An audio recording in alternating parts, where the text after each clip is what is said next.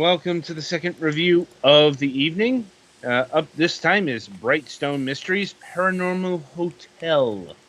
Um, right, so meet the ancient Egyptian cult in search of an almighty artifact.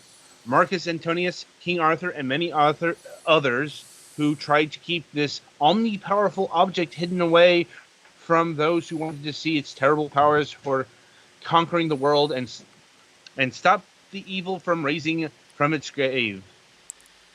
So you will be leading a young detective in order to confront this ancient Egyptian cult. Seems a bit of an imbalance there. Like, and you will apparently meet King Arthur, Cleopatra, Marcus Antonius, and other historical characters. Explore a mystical old castle and over 50 other locations. Search the underworld and discover the supernatural. Help save the world from the ultimate evil. So I'm assuming this is a hidden object game. Very much so. Yes. And yeah, you were kind of going on about it in the pre-show. Yeah, it has a interesting visual style. Yes. In that, apparently the detective lady here might have been rendered in 1999, I think. A lot of the FMV looks like it's somewhere of 94. Like, if you told me this was a Sega CD game, I'd believe you. I mean, that's not super uncommon for friggin' Ocean Media games when they have FMVs. But yeah, apparently you're a New York City police detective who is going to solve a crime in Paris. Because fuck jurisdictions, am I right? Like, maybe she got Zenigata jurisdiction. Yeah, she's part of the ICPO. No clue. If that's plot relevant, they don't mention it. Or, she's a private detective now or something. Maybe. All I know is I find that hilarious. Well, it's, keep in mind, you're not really bringing armaments and truncheons to the proceedings here. You're bringing, let's say, a magnifying glass, since, you're looking for hidden objects. Fair enough. Oh, I'm not sure it matters much. But yeah, I will say this game does have a problem with, like, the music. There's, like, this low buzz of some kind. And I ended up having to mute it after a few minutes because it was becoming unbearable. That's not good. Did you play the game more than once, or try closing it and reopening it? Yeah, I tried closing it. I tried rebooting the Switch. Okay, because sometimes these games have weird glitches that restarting fixes. So just wanted to check. I also tried it on and off handheld mode. So yeah. But yeah, it's your typical hidden object kind of game.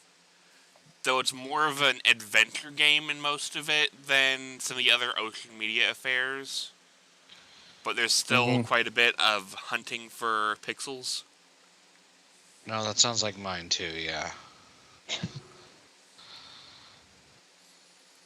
How is yours with hints and stuff?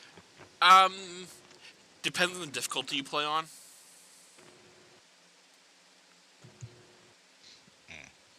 Like, if you play on casual, hints are aplenty. Medium, I think the hint thing refills like every minute or so. Okay. And then hard, what are hints? And it has the typical Ocean Media Switch controls where basically the entire game could be played with the right Joy-Con or right side of the Pro Controller if you wanted to, or touch controls.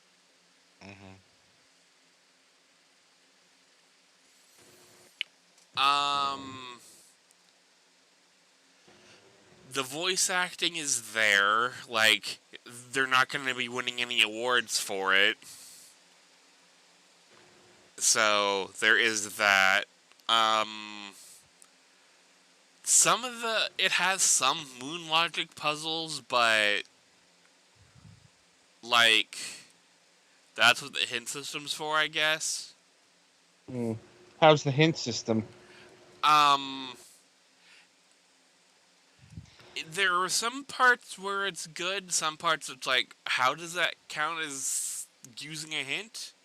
Like, if you're on the wrong screen, it'll show you, what screen to move to for free. But like, if there's something on the screen you need, then it, I guess, takes that hint then, if that makes sense. I don't know what you mean think- by that. Does it shows you where the thing that you need to grab is? Yeah. Yeah.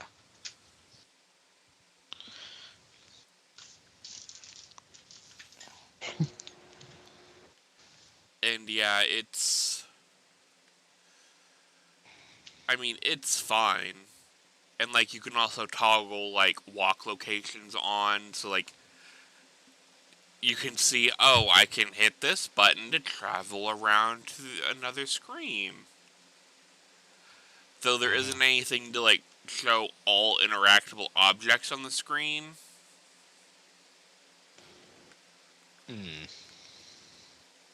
Does it penalize you for mass clicking?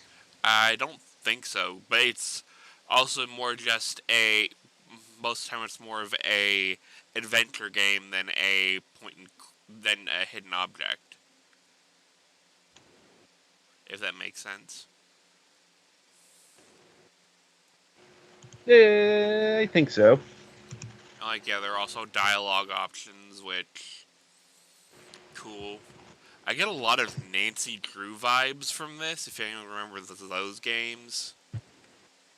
Fun fact: Nancy Drew has a hidden object series. I think there's like 20 or 30 of them. Yeah. Like, I think and they're like, and they're like the best-selling video games for a female audience ever, or something like that. My sister enjoyed at least some of them. Yeah.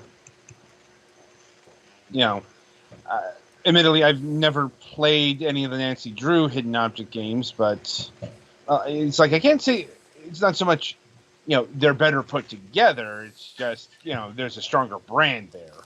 Yeah, it's like, it really depends on time period.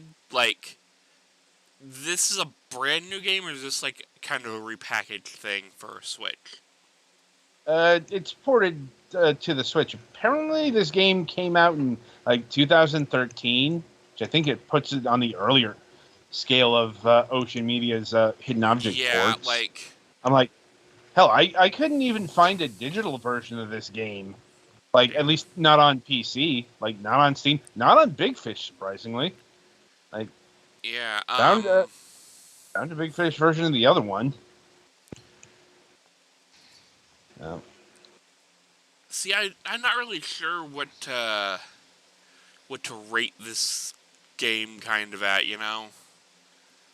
Like, it's got some problems, but at the same time, it has some interesting gimmicks, like some of the, like, fishing this key out of this drainage ditch is actually playable. Where most things... This was my dilemma on the Hop Dodge game. Like, it's like, this is so mediocre, I don't know where to land on it. Yeah, what's price-wise? $9.99.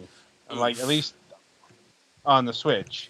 Once again, like, I couldn't find a PC version of this in terms of, like, I'm guessing this came out at retail at some point? Because I found PC footage. I did find, like, a Mac version of the game, the Mac App Store. It's free with in-game purchases. Whatever that would entail. I don't have a Macintosh, so I couldn't check. And, I think this is on mobile devices as well. Yeah, probably. But yeah, you reviewed the Switch version, so we'll stick with Switch pricing here. Yeah. At that price, that's a little much. Like, wait for a sale if you're just looking for something dumb to laugh at. Like, there are far better, like, of this genre of game, both on Switch and Steam and whatnot. Uh huh. But like, if you and the buddies want to, you know, just kind of have something to laugh at, knock yourselves out. All right. Anything else? Not that I can think of offhand. All right. So I guess that takes care of Brightstone Mysteries. Hmm. Be sure to tune in after the break as the Galax will be reviewing Where Angels Cry.